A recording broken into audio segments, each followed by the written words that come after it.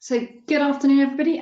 Welcome to this webinar on the future of consultancy. I'm Hannah Vickers. I'm the Chief Exec of the Association for Consultancy and Engineering. You're very welcome, whether you're ACE members or whether you're members of other business associations across the industry, you're all very welcome. Obviously, what we're going to be looking at today is the future of consultancy. This is part of a webinar series that we have. So these webinars are taking place throughout May and June, and they cover a variety of topics. So obviously today we're focusing on defining value for government procurement, but we also have a wider suite of webinars on things like business models for consultancy, the future of the workplace, and how technology will impact on consultancy in the future. So this is really a sort of a series of webinars that explore some of the research that we've got going on throughout our Future of Consultancy campaign, which we are leading as the business association on behalf of the engineering and consultancy industry. So hopefully this is going to give you a good sneak peek as to where we're up to. We're not doing it on our own, we're actually working on this in collaboration with others. So I shall introduce some of those in a second, but to the agenda for today's webinar, we're going to have a short presentation, which is going to look at a work programme coming out of the Construction Innovation Hub around value-based procurement and some work they're doing client side. And then after the presentation, we've got some time for Q&A at the end of the session today. So just to introduce my speakers before we move on to some of the housekeeping and get started. So Keith Wallace is the Programme Director at the Construction Innovation Hub.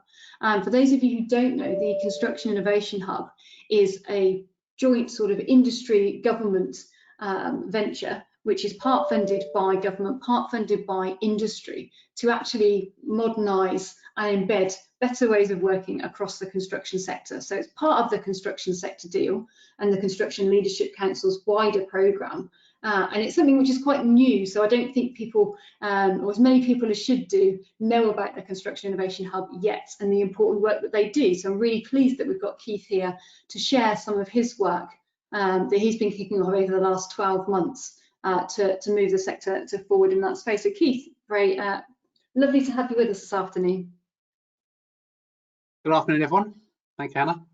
And then alongside Keith, we've got Jane, who worked with us as ACE. So she's leading some of our research around business models, around commercial strategy, and around how clients can come to market in a different way on a value basis to improve what they attract and buy from the consultancy industry, and opening up therefore different opportunities in the public sector pipeline for consultants who perhaps aren't in there at the moment because they struggle with the way things are brought to market. So really, really important piece of work as far as our members are concerned. And it's great to have Emma Jane on this because she's got such deep client side experience, having worked as a client advisor through her role at KPMG in their infrastructure advisory, and then most recently working on the Heathrow expansion programme. So Emma Jane, lovely to have you with us this afternoon, sorry.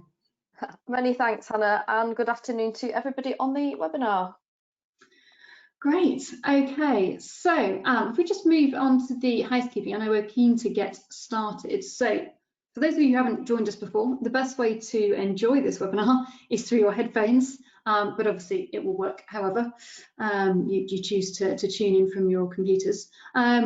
We do have the Q&A session, so the sort of questions and answers, and you should see on the right hand side of your screen at the moment there is a chat function, so please do just send your questions in. I will pick them up at the other end of the chat box and field them to our panelists during the sort of second half of the webinar.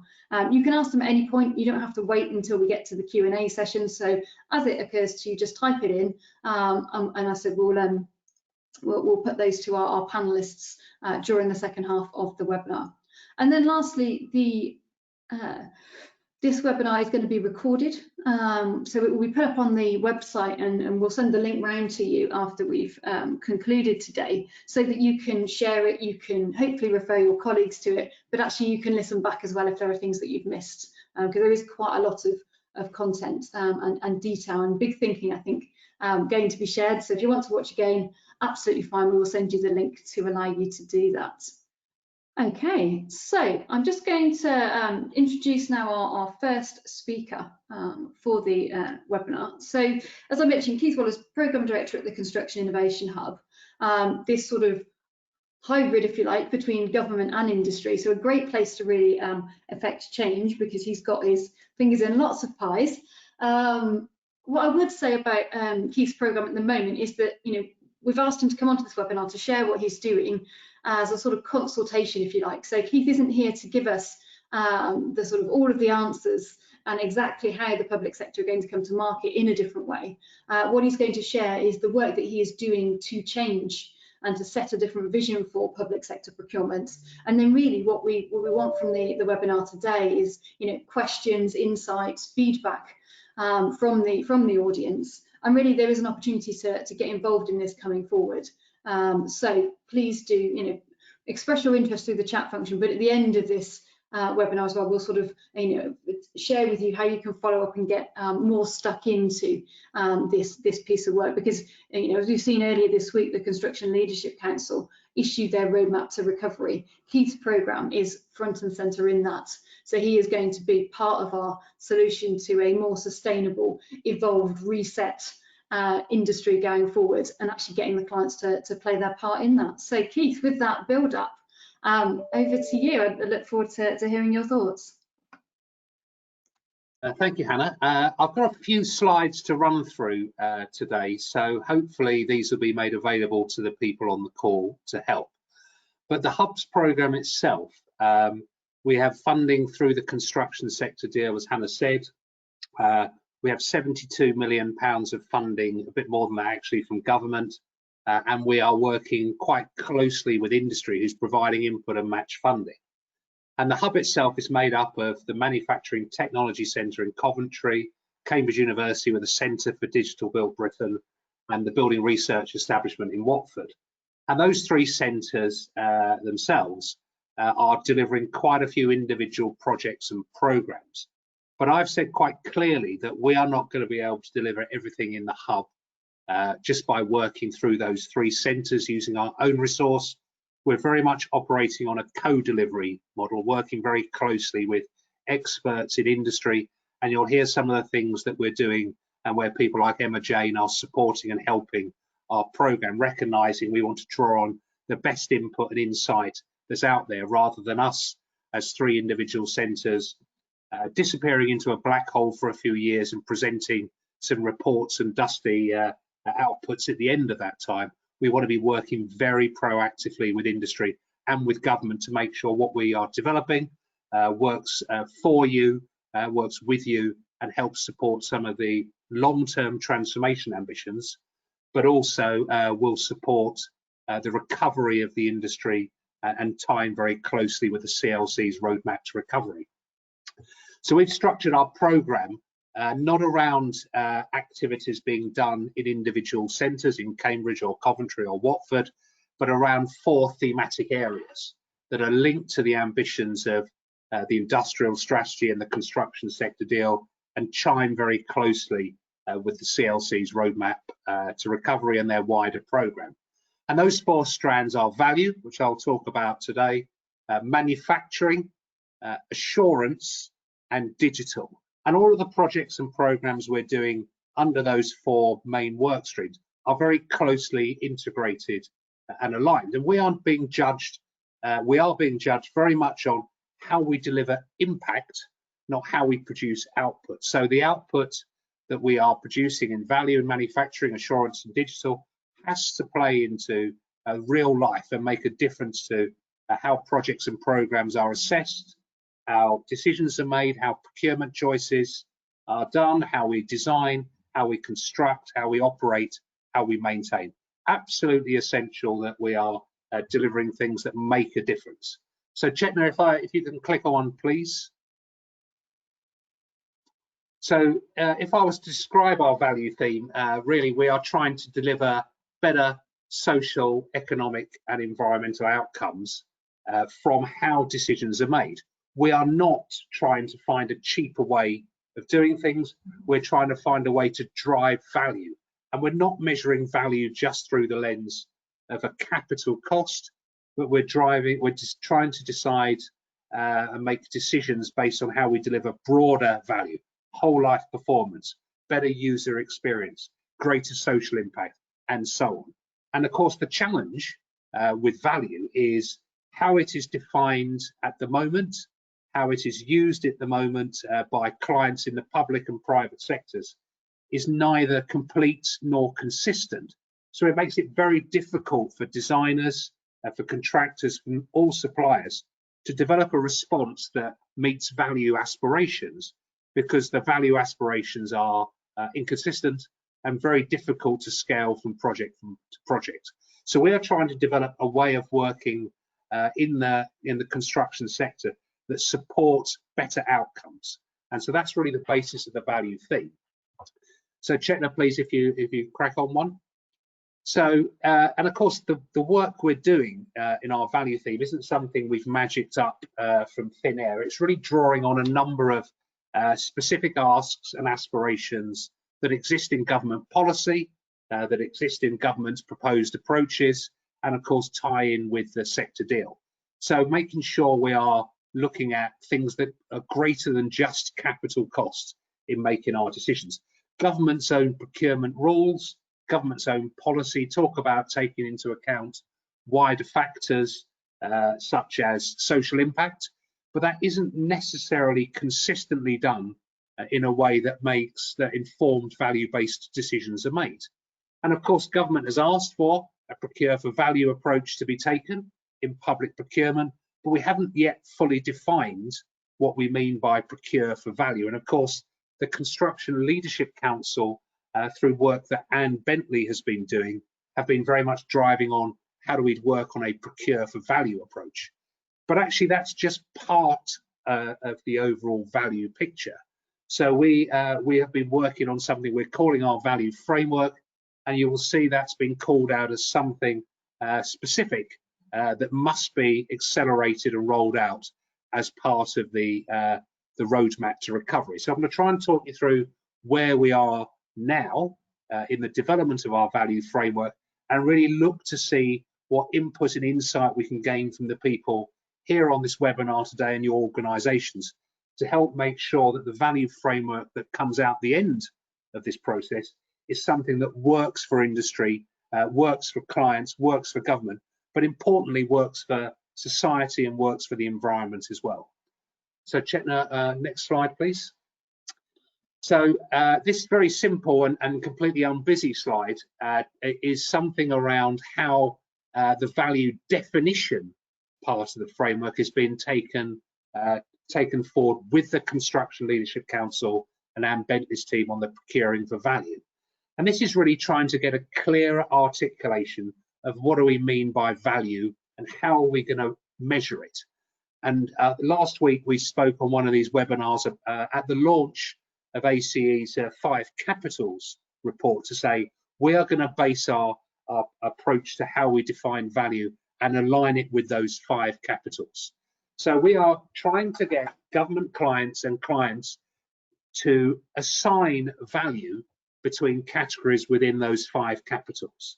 And it's not so it's such that if they have 100% of value to assign between a number of different factors, how are they making choices? It certainly should not be all about 100% of that being on the cheapest capital cost. That 100% of value must consider much broader aspects around whole life performance. How do we support a path to net zero? How do we develop a sustainable and profitable and resilient industry in the UK? How do we reduce the amount of resources we use? How do we deliver better services for owners, for operators, for users across the piece? So if we have 100% of value to assign between a number of categories, and we can make those choices and make them in an informed way, the real challenge to think about is how do we use that? So it's not just during the procurement process, it's throughout the whole investment lifecycle. I would like to be measuring value from the moment a policy kernel is formed through to end of life, so we are making informed and consistent choices and not rewriting the approach and the rules depending what sector we're in, what stage of the process we're in. So Chetna, if you go on, please. Of course, this then builds on what government policy and government ambition is already saying. So both Hannah and I were involved in 2017 in the development of transforming infrastructure performance. And there's a number of areas and themes within that document that talk about how do we make informed choices that deliver better outcomes and better performance. So a lot of the work that we've been developing through the hub aligns very closely with the ambition of transforming infrastructure performance. So we are not trying to rewrite government policy or get government to change its approach to how it does business cases and procurement. We're just trying to provide some tools that help them make choices that deliver the policy impacts and benefits that they themselves say they want to achieve. So government policy talks about a path towards net zero. It talks about levelling up the economy. It talks about reducing resource usage. It talks about driving investment in productive growth, building capacity and capability in the industry. So all we're trying to do is create a tool and a framework that enables them to achieve those policy objectives. Because quite often these principles that everyone supports and agrees at a high level, by the time they come down to decisions made on individual projects and programs, some of those principles and some of those benefits often get lost, and people start making choices about how cheap can I buy it, how much risk can I transfer to the supply chain. So we're trying to create an approach that cuts through that and enables government and clients in the private sector as well to deliver value consistent with their principles, consistent with the ambitions, consistent with policy, consistent with the demands of society. We are not going to reach net zero if we are trying to buy cheap. We're not going to build a sustainable industry if we're trying to drive down unnecessary risk in there. We're not going to deliver social impact if we're not considering it and valuing it in our decision-making process. So these are very much principles that are part of government ambition and policy, and what we're trying to do is develop a framework with industry that enables those laudable principles to be enacted and used in the way we deliver our buildings in the future. So Chetna, please, on the next slide. So this again is how we've been trying to get this framework onto one page, and it's quite difficult. But if I can try and talk you through the top half of the slide, where we've talked about an investment value index. What we're trying to show there is a graphical representation of how we should be measuring value throughout the whole investment life cycle, not just in the procurement phase, not just in the design or construction phase, but throughout the whole life. When we're making choices in developing our options and our business cases, when we're making funding decisions, when we are measuring performance in operation, when we're making interventions throughout the life of an asset, we want to be measuring whether or not that choice and that decision or that option we're considering is improving value or taking value away. So we want to have a basis for making informed, data-driven value choices based on principles that support the 5 capitals model. So we're going to deliver that in a number of different ways. So in the bottom half of this slide, on the left-hand side, you'll see value definition, which is really linking into the work we're doing with the CLC and Anne Bentley on the PFV, the Procure for Value tool, trying to get an approach through which people can assign their 100% of value. And of course, we expect, and in fact, we would encourage there to be a focused approach that supports the particular needs of a given project, be it the type of project, the needs of the user, and where it is in the country. A different approach may be required in North Wales to London, and we need to reflect and make sure we're allowing that flexibility of choice on how they assign their 100%. But, and crucially, we want to make sure that 100% is considering all the factors that it should be considering within a relatively consistent framework. So we can't expect people to say, I don't care about social impact, I don't care about the environment, but I do care about cost, and I do care about the amount of waste going to landfill. We have to give people sensible operating boundaries in which they can make their choices, maximum and minimum ranges, if you like, of acceptable practice that allows them to be consistent with their own specific needs, but also allows them to be consistent with the demands of funding, the demands of government policy, the demands of any consenting bodies that need to work with them to deliver that ambition. So step one is really the value definition, making sure we're able to say how people and help people make decisions of how they assign their 100% value. And that allows them to create their initial investment value index. And thereafter, what we're working at is how can we go through the investment life cycle, making informed choices that try to maximize value rather than allow it to be destroyed by poor choices or ill-informed decisions.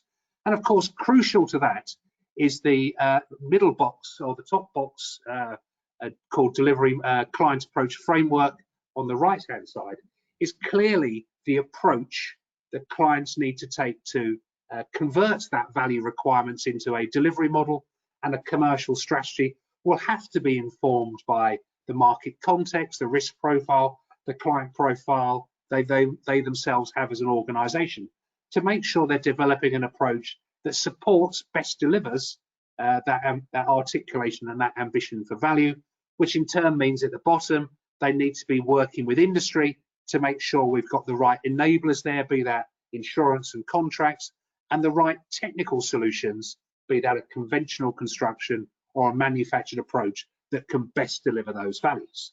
So I think there's a fairly complex, and I do apologize for the busy slide, but it's quite difficult to try and put this big picture on one page. And this was only completed as a graph or as a graphic about 2 days ago, and it's constantly evolving as we try and find the best way to describe how we want to use value and the work we need to do to develop the approaches and frameworks that will support delivery throughout the whole investment lifecycle. Now, that's a whistle-stop tour through our value framework, and I'd like to perhaps hand back to Hannah to go on to the next stage. But can I just emphasise that to me it's really crucial that we get input from industry to make sure we are developing an approach that maximises value on our built environment, allows us to make informed decisions that support better social outcomes, better economic outcomes, and better environmental outcomes. And we do it in a way that develops and uses the best expertise in industry, so we have a more sustainable, resilient and profitable industry that's better able to deliver value to the economy, value to the environment, and better value to society. So thank you very much. Thank you, Keith. There we go. That was a rousing speech there at the end, and I think it's absolutely right in that, as you say, you are working through development of this framework, but with absolutely the right ambitions. And it, as you say, it makes a nice change, I think, for us to be brought into those conversations with the clients, sort of brokered, if you like, by the Construction Innovation Hub, rather than have different bits, as we are quite fragmented, developing ideas in isolation. Because actually, if this really is going to affect change, we need to have it more as a conversation rather than a statement of where we need to get to. So really grateful for you coming forward with this, and the openness that you're sharing your emerging very, very busy slide, but absolutely the right ambition. So thank you for that. Just going to move on now to the next slide and introduce Emma Jane. So as I mentioned, Emma Jane has had a long career in terms of, sorry, I say long, that makes me sound really old. I don't mean it that way. But anyway, it's had an extensive career in terms of working with clients and advising clients. So I think it's probably good to have that kind of client perspective to kind of feedback and comment on, on the framework that Keith set out there, Emma Jane, and what you see, what you see the blockers or the challenges are for clients in adopting that. Why haven't they done that themselves already? Many thanks, Hannah. Yeah, so I'm going to pick up, before we move to Q&A, as Hannah says, I'm going to pick up a little bit of the client's perspective. So I am, as Hannah and Keith have already outlined, working with the ACE on the implementation of the Future of Consultancy programme. So for those who were tuned in last week, I think it was last Thursday, I co-presented alongside Sarah Wilkes of Arcadis on the development of some of the core tools for industry that will help with this. So I'm sort of tempted to, because it answers the question, but I won't repeat that content here. But a bit of a shout out that if you did miss it, I'd really encourage you to look it up, as that sets out sort of practically how the programme will dovetail with all of the really good stuff that Keith has just outlined there in terms of the Construction Innovation Hub Value Framework. But I would like to offer a few reflections on potentially some of those barriers that exist for clients when they're faced with trying to procure in a more sophisticated way.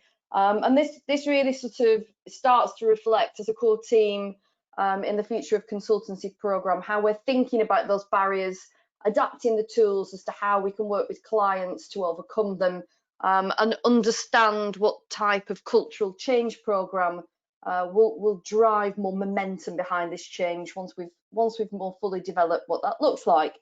So I'd like to start with this first point, that the economic buyer, and by that I mean ultimately the customer in the client who is buying from the market, the economic buyer is the buyer. And so I think often there's a temptation to assume that it's not the individual, the person with their own agenda and their own specific knowledge, but it's the organisation. And that's not quite right, because his or her definition of, or their understanding of value, by value I mean all of the things that Keith has just talked to, is likely not the same as yours or even the broader organisation. And so what that means is that informing that client view is absolutely critical as we try to encourage clients to move into that procure for value space, as well as helping to join the dots across the organisation. Because if your economic buyer sits in a capital delivery programme and has budget restrictions, and we're trying to encourage a procure for value approach that reflects all of the really good stuff that Keith talked through, like social economic objectives and thinking about net zero, unless that particular economic buyer is able to join the dots in his own organisation in terms of objectives, then that starts to look quite difficult. So I think my first reflection is that we need to remember the economic buyers have their own sort of world in which they exist and potentially need support in joining the dots across their own organisations. The second point is quite an obvious one. I think I'm sure most people are familiar with this, and it is a criticism that often procurement policy and process, especially legacy process where that's been inherited, it places far too great an emphasis on the financial capital element, i.e. cost, so all of that procuring for lowest capital cost. And that's really difficult for clients to grapple with, because if process and all of the assurance and all of the organisational fabric that stems from that is underpinned by this real sort of actual and cultural focus on cost, it's very difficult to argue a value for money case away from that. And from my own perspective as a consultant, when I've worked as an advisor, I think this is particularly the case for those types of asset management organisations that procure across the full spectrum of procurement, including OPEX and CAPEX. So where that might be more applicable for OPEX type buys, where it's an off-the-shelf repeatable item, there is then often I have found a temptation to roll out the same procurement processes for more complex CAPEX builds, which, well, it doesn't really work, because you're buying something with far greater complexity and all of the different supplier base that goes with that. So that's my number two. That is the procurement policy and process, far too much of a focus on initial capital cost. And my third reflection, this is something we were discussing in the team just last week. There is a more recent trend actually to divorce the procurement transaction, and by that I mean the transaction in the market, so not the upfront strategy, but the running of the procurement transaction in organisations away from the major programme or let's say the capital delivery department. So that makes the separation between the buyer and the ultimate user of that thing that is being bought far too great to have the golden thread. I think this is a move, I think it reflects a trend in operating models to move the procurement department closer to finance, closer to more centralised procurement models. I don't think that's the right answer. I think procurement ought to stay alongside the major programme or the capital delivery directorate. But in the event that it is centralised, I then feel quite strongly that collaboration between those two departments is absolutely key. So those are a few of the reflections that are a part of the programme at the moment. I would welcome further debate in this in Q&A, and Hannah would like to hand back to you. Brilliant, thank you. No, 3 really powerful points there around, and I think actually part of this and landing this is going to be not just a sort of centralised programme that creates the right framework, it's all of us understanding how we can kind of nudge from our respective positions in the industry to get to the right answer. So that was some really good pointers there around the economic buyer, around the the understanding and educating them maybe that it needs a different process, and the fact that actually if organisationally it's set up with a big divorce between who is buying and who is leading the delivery, you're going to get a sort of a challenge, if you like, in that space. So excellent points, really really sort of valuable insights there. So turning to Q&A, we've had quite a few questions come through. I'll start with a few. So Keith, there's a question for you around, I think, where you sit and how it fits together. So in your kind of almost brokering a new way of working, if you like, between industry and public sector clients, can you just talk a little bit more about the types of engagement and which clients you're are maybe receiving this well, or showing interest in wanting to be part of your program and to actually try and do things differently? Thanks, Hannah. The programme itself is, as partly funded by government. Some of the ambitions that are set out in the construction sector deal are to embed more productive, modern ways of working. For example, bringing in proper manufacturing to the delivery of buildings. And we've seen that 5 government departments, defence, education, justice, transport and health, those 5 government departments were announced as taking a presumption in favour of off-site. So that's saying, can they embed platform ways of working, manufactured solutions into their very large capital programmes? And if we ignore transport, which is a huge investment sector, government as a client invests around £15 billion a year in buildings, schools, hospitals, single living accommodation for the military, and so on. So we as our programme are working very closely with the government departments and those 5 departments who are keen. In fact, I've just come off a board meeting just before this with one of those government departments who's looking to embed a manufactured solution using the value framework in their future multi-year, multi-billion pound framework. So government departments are keen to work with this. There's 3 we're working with actively this week.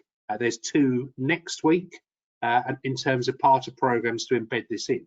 So we think that in the future there'll be a lot more manufactured solutions of government buildings, but we want to make sure we're not striving to do manufacturing for the sake of manufacturing. We want to make sure that that approach is supported by delivering greater value. So we see the value framework as an essential piece of understanding the right delivery approach, the right technical solution that will deliver value. And sometimes that will be a manufactured solution, and sometimes it won't be. The presumption in favour of off-site that was announced in the budget in 2017 said something along the lines of where it is consistent with delivering value. So part of this is how do we make sure we deliver value?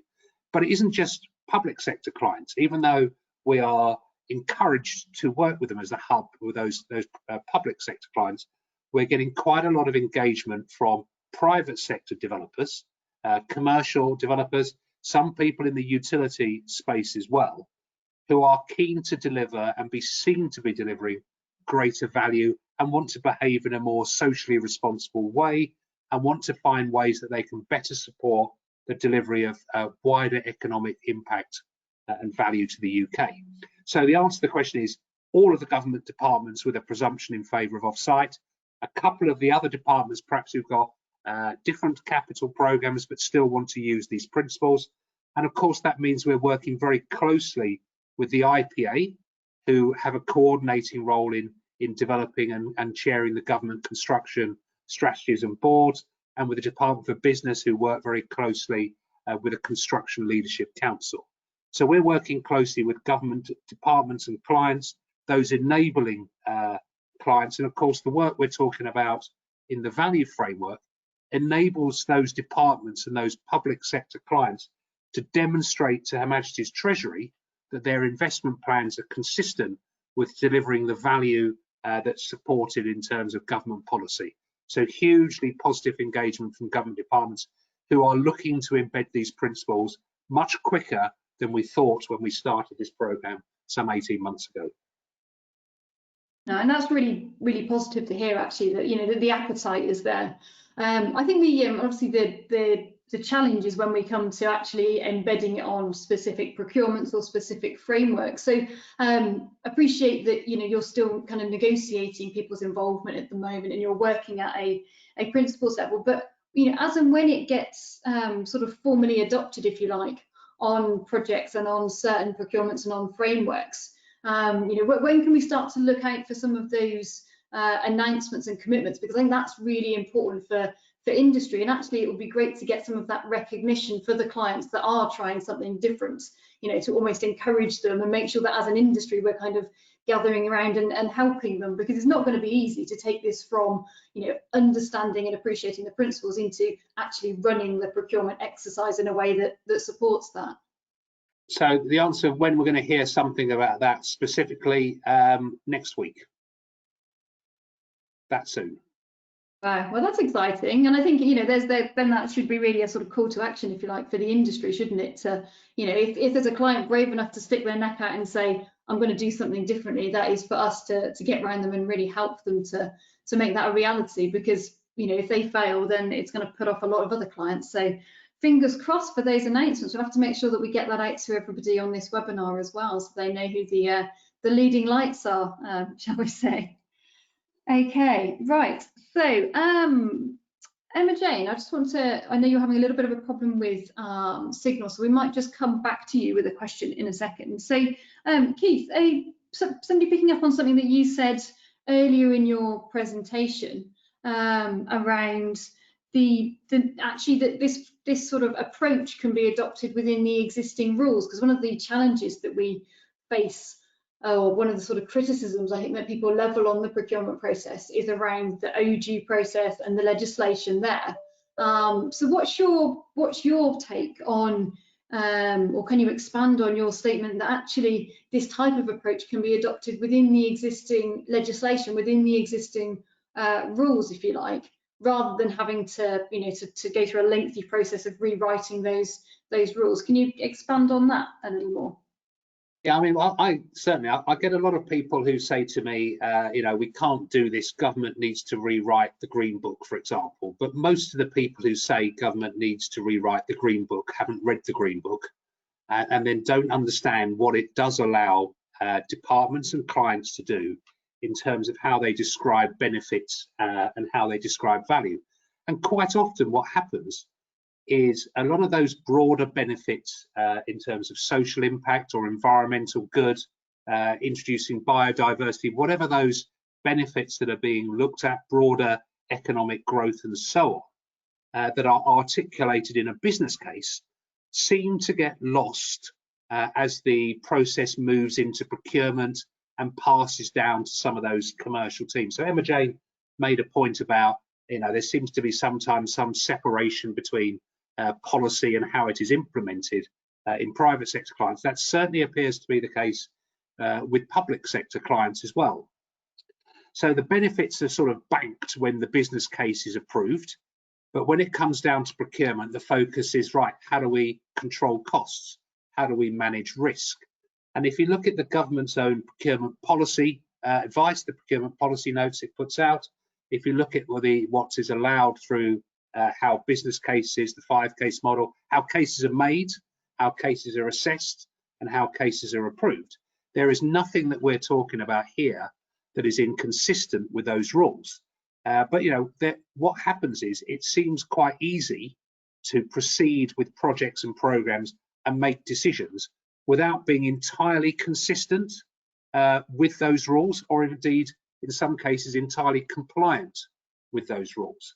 So all of the benefits we're seeking to measure and make value-based decisions on are things that are already encouraged within the Green Book process, within the government's own procurement rules. But the process that projects follow is inconsistent. It's inconsistent within departments, it's inconsistent between departments.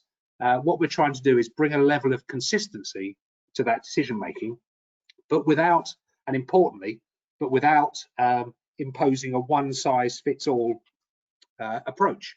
So, for example, we expect people to take account of environmental impact, but how important that is relative to delivering social impact will vary between projects, between sectors, between regions.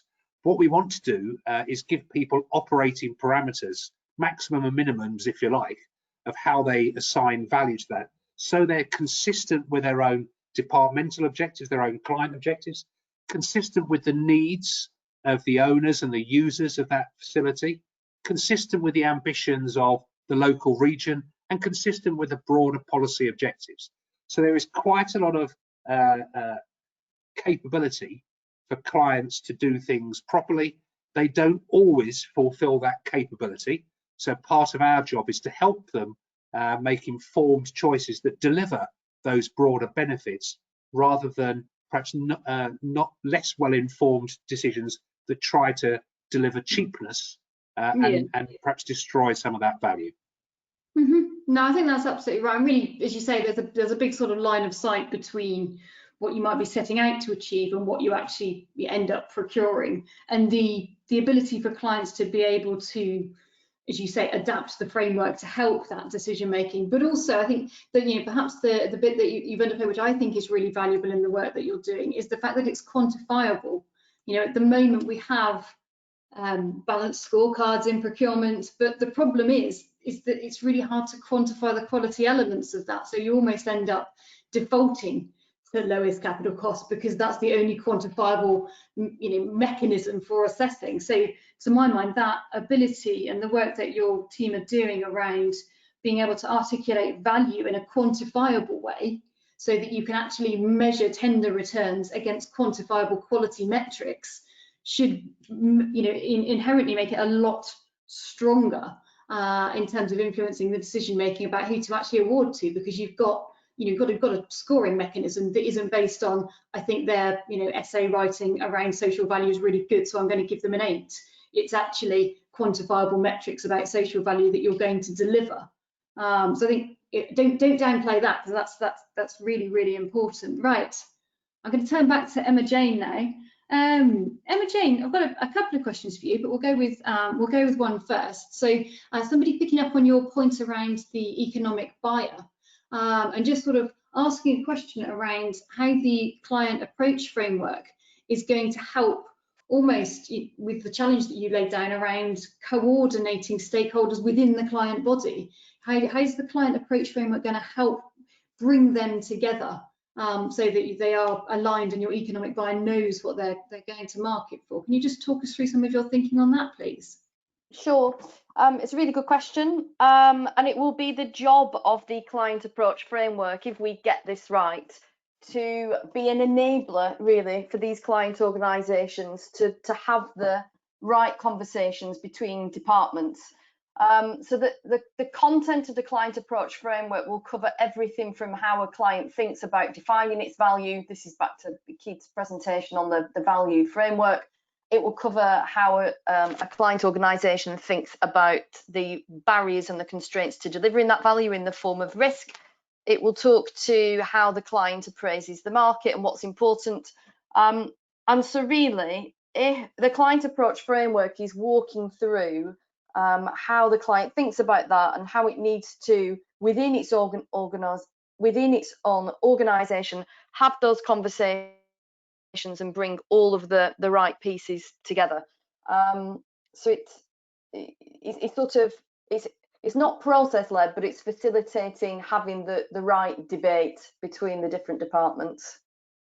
Yeah, and I think again that's something that, you know, again, just to draw that out really is this isn't a tool or a report or something that sort of you apply to yourself. It can, you know, you're sort of almost facilitating clients through that journey, knowing what the you know, the main challenges, what the main obstacles are. So I think that's the difference here, is that, you know, and in that you can be flexible to the challenges and the profile of that particular client as well, can't you? Exactly. And I think if we not just the actual sort of tool itself, but if we get the campaign right that goes alongside this, it will help culturally with client organisations bringing the right people together to talk about the way in which asset interventions are procured and delivered and then measured to understand whether they're successful. Brilliant. Okay, thank you. Okay, so we've got a question. Oh, I'm going to answer this question. I shall ask it and answer it myself. So somebody has asked, how does this approach link to the infrastructure client groups project 13? So what I would say in that, and obviously I was closely involved in some of the development activities a couple of years ago on project 13. So that was obviously led by the infrastructure client group. It created a sort of suite of principles and aspirations around infrastructure clients, and in particular sort of large infrastructure clients, serial procurers, people who have long-term programs. So I think what Project 13 gives us is a really good delivery model for clients that have that sort of a profile. But if you were to try Project 13 on, you know, a developer who, you know, sort of picks up sites, you know, creates an asset and then flips it and moves out and moves on to a different project, it's not universally applicable. So in terms of fitting within this framework, absolutely Project 13 is part of the answer. I think what the value framework and the client approach part of this work actually brings to the table is it allows you to walk the clients through understanding their definition of value, and based on the sort of themes that Emma Jane outlined around, you know, their client profile, their definition of value, their risks, and how mature the market is, would actually, considering all of that, help you to decide on whether Project 13 is the right answer for you as a client where you are at this point in time, or whether actually there might be different delivery models that would be, you know, better suited to your particular set of circumstances. So I think that's where it fits. So to summarise my very long answer, I think what this does is it helps you to decide whether Project 13 is the right answer, or whether the other delivery models is the right answer for what it is you're trying to deliver and your particular set of circumstances. So it's definitely not changing it, reinventing it. It's actually trying to help clients in the uptake of Project 13 where it's the right thing to do, and offering alternatives where actually you'd have more success with a different delivery model, for example, such as using a platform-based solution as Keith has outlined, which would be a different sort of client profile. So I've got just a couple more questions. Another one for you, Emma Jane, so be ready. Somebody's asked, what, as a person in the market, as a business in the market, looking at this framework, could you describe from your perspective what would look different if you were on the kind of tendering end of a project that was being, you know, brought to market in this way? And I know that's a little bit hypothetical, but, you know, if you were, what would you expect if you were a sort of a consultant bidding on a project being procured in this way? I think I heard most of it. My signal's not brilliant actually at the minute, but I think I heard most of it. How will it sort of look different in terms of, if you're a supplier in the market, how does this look different if the clients adopted this framework? Well, I would expect that that the suppliers were being engaged upfront in the process.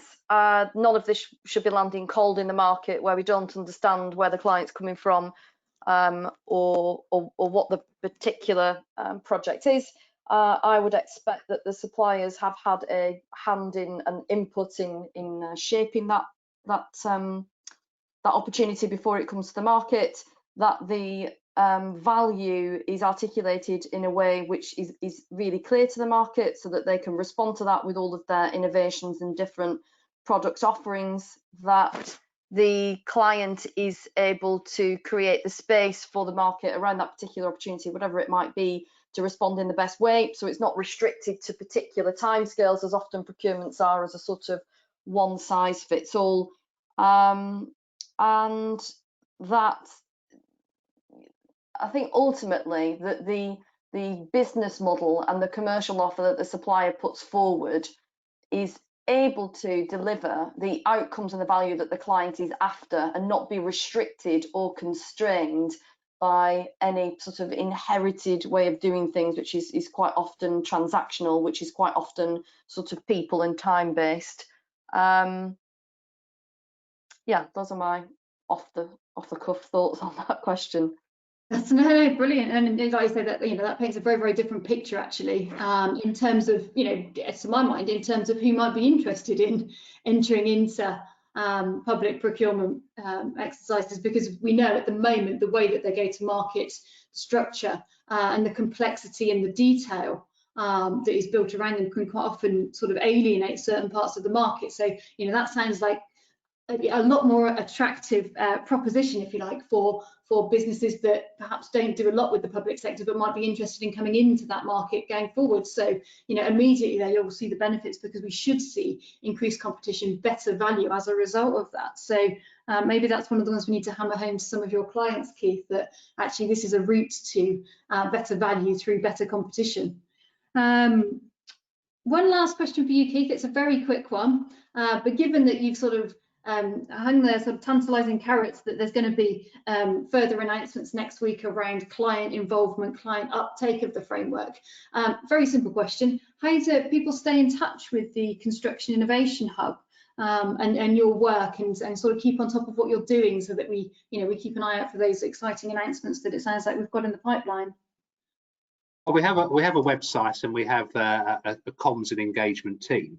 There is the capability to register interest on our website, and we will make sure we send out all the information. I also send out now a regular newsletter to everyone who's signed up, to keep people appraised, not just of what we're doing, but what help we need to improve and develop or accelerate the work we do. I just want to emphasize that we want to take our program forward as a co-delivery model, not just a self-delivery model. So we're looking for input and engagement from all the experts around the sector to help make sure that what we deliver really works and has some proper impact. So please register on our website. You'll get all the regular updates that come through, but also the opportunity to engage and help support and shape the program, so we're able to deliver those impacts and make sure we're able to support the delivery of value in the investment moving forward. Okay, no, that's great. Thank you, Keith. And we will circulate, actually, just following up on the fact that we're going to publish this webinar, we should be able to circulate the details from the Construction Innovation Hub as part of that, as well as ACE, actually. So if we just move to the next slide, I'm just going to conclude, I think, in terms of this webinar. So, I mean, I think that was a really interesting debate. We had some fantastic insights come out there from our panelists, some really good questions as well. So thank you ever so much for everybody who has participated and put your questions forward.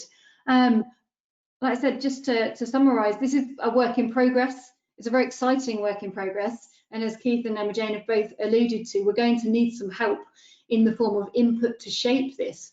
but also actually help in terms of rolling it out and applying it and helping clients with it. So, maybe the takeaway is think about how you and your position in your organisation can work to support that. And just to say, there's obviously more of these coming up, but actually you'll see at the bottom there, if you want to register your interest in the Future of Consultancy campaign, you've got our email address there. And I think between that and signing up for the Construction Innovation Hub, hopefully we'll be able to really get some momentum and some movement behind this campaign, because that's what it needs really. As Keith said, it's co-delivery. It's not somebody sitting in the centre producing toolkits and reports. It's about collectively moving our thinking forward and working together to help all of us, whether it's clients, whether it's businesses in the industry, shift their way of thinking and shift their engagement moving forward. So on that positive note, I shall close the webinar. Thank you ever so much for your participation today, taking the time, feeding your questions in. Do keep in touch, and I hope you have a great rest of your day. Take care all. Thanks, Hannah.